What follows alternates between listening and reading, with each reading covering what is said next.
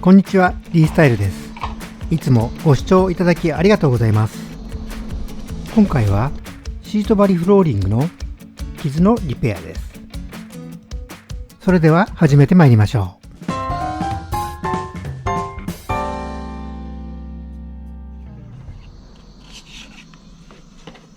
最近のフローリングは MDF の機材にシート張りをされたものが多いです。小さな傷や小さなへこみはつきにくいのですが、重いものが落ちると中の MDF が崩れてしまうので、そこを固めてリペアしないときれいに仕上がりません。まず崩れている部分をスクレーパーや彫刻刀で削り取ります。中が崩れているので簡単に剥がれてしまいます。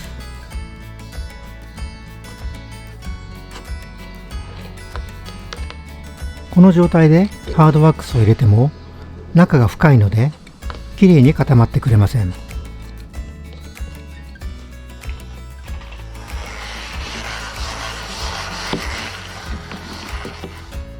そのためまずポリパテで硬い下地を作ります。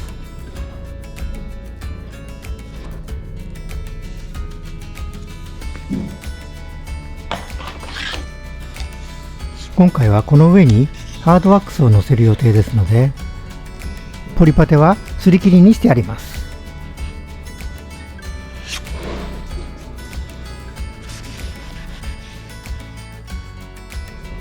ハードワックスを充填します。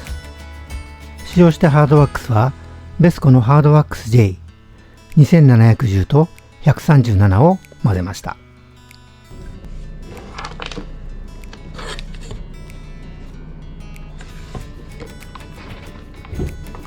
まず一度削らずにハードワックスをただ入れてみます。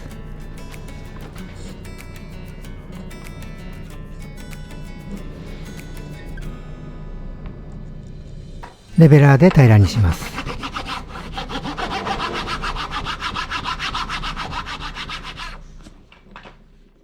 色のなじみ具合と削り不足を確認します。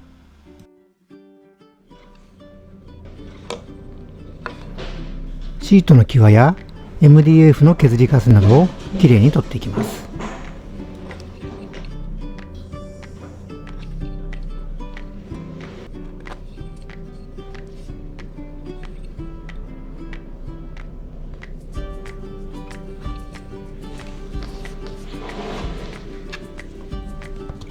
最初に入れた色よりも少し明るめにした色を導入していきます。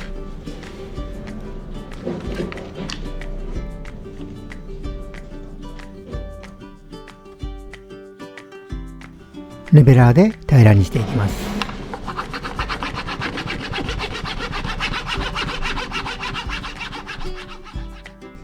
カラーリタッチの白を筆に取り加湿していきます。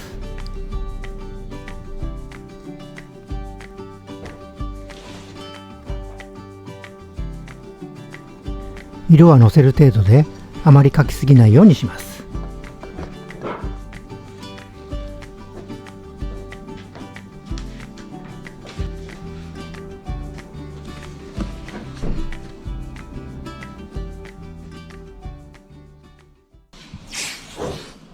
艶調整を行うためマスカーで養生をしていきます。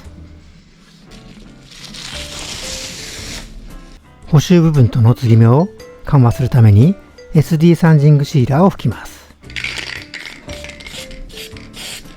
吹き際をぼかすためにノンブラスプレーを吹きます。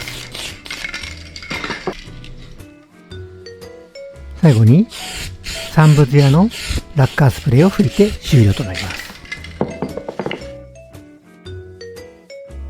こちらで完成です。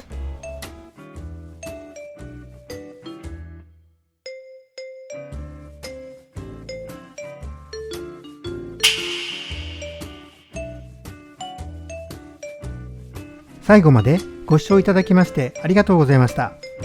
LINE ではオンライン講習会などの情報を発信しています。